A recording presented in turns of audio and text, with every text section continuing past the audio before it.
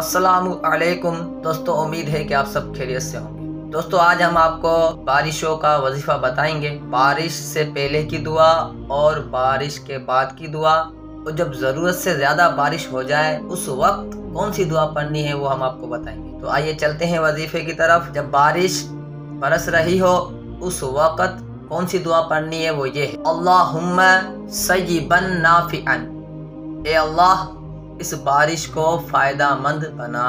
اور جب بارش ختم ہو جائے اس وقت یہ دعا پڑھیں، مطرنا بفضل اللہ ورحمتہ، ہم اللہ کے فضل اور اس کی رحمت کے ساتھ بارش سے نوازے گئے۔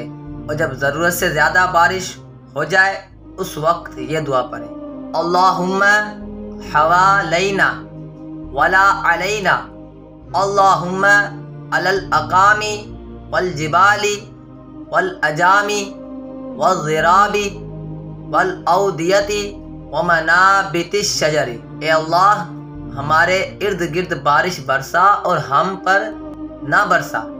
اے اللہ ٹیلوں، پہاڑوں، جنگلات، اونچے میدانوں، وادیوں اور درختوں کی جڑوں میں بارش برسا۔